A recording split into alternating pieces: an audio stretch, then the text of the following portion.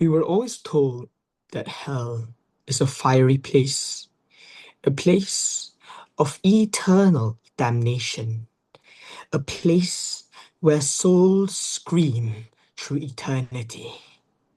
But what if hell was not that?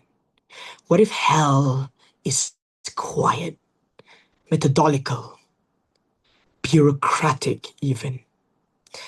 This was a hell that was curated in the book known as The Other People by Neil Gaiman.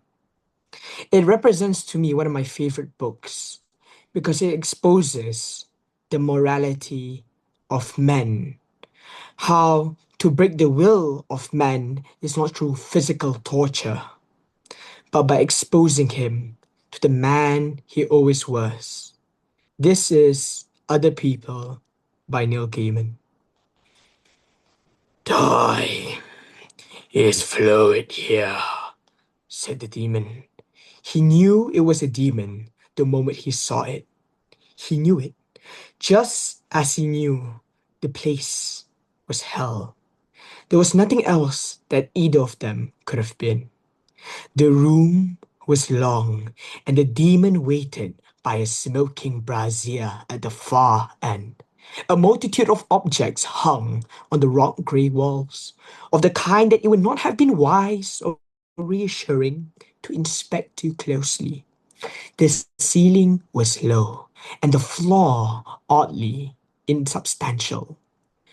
Come close, said the demon, and he did. The demon was rake thin and naked. It was deeply scarred and it appeared to have been flayed at some time in the distant past. It had no ears, no sex.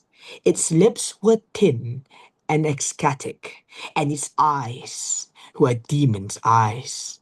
They had seen too much and gone too far, and under their gaze he felt less important than a fly. What happened? What happens now? He asked. Now you will be tortured. For how long? But the demon shook its head and made no such reply.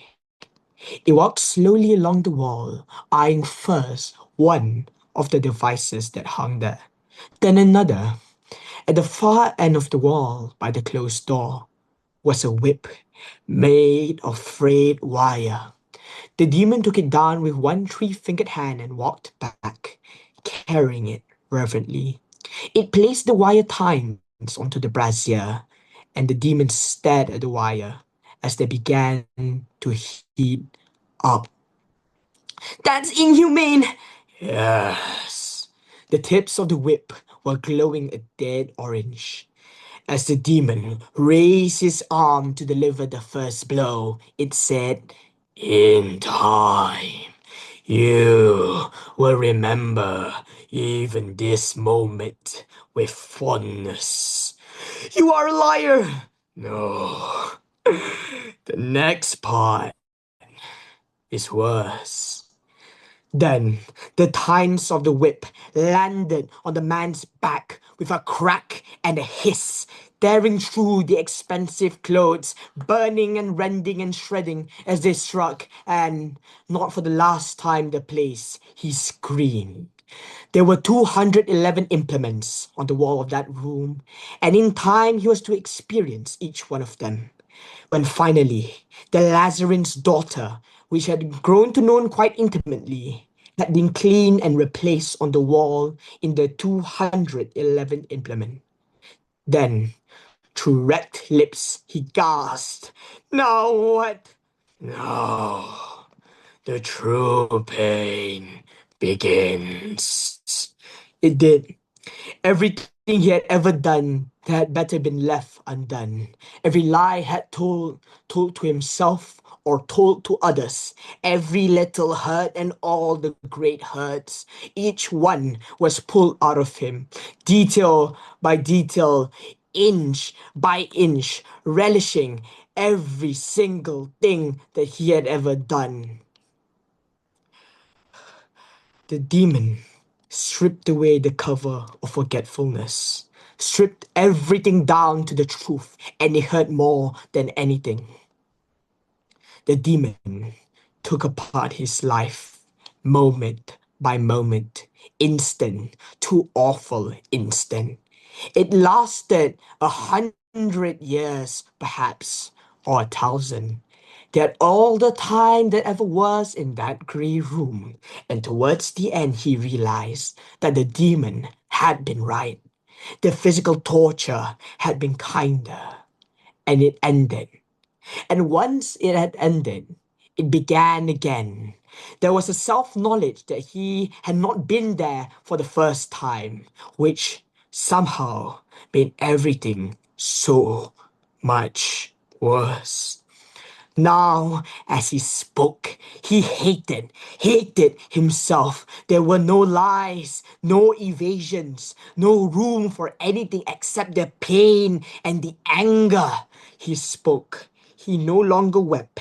And when he finished, 1,000 years later, he prayed that now the demon would go to the wall and bring down anything, the skinning knife, or the choke pear, or even the screws. Again, said the demon. He began to scream. He screamed for a long time. Again, said the demon. And when he was done, as if nothing had been said, it was like peeling an onion. This time, through his life, he learned about consequences. He learned the results of things he had done, things he had been blind to as he did them, the ways he had hurt the world, the damage he had done to people he had never known or met or encountered. It was the hardest lesson yet. Again, said the demon 1,000 years later. He crouched on the floor, his eyes closed, telling each and every truth he ever wants and ever was to experience. He opened his heart, and when he was done, he sat there, eyes closed, waiting for a voice. But there was none. It was silent, it was cold, and when he thought he was finally done, again. Thank you.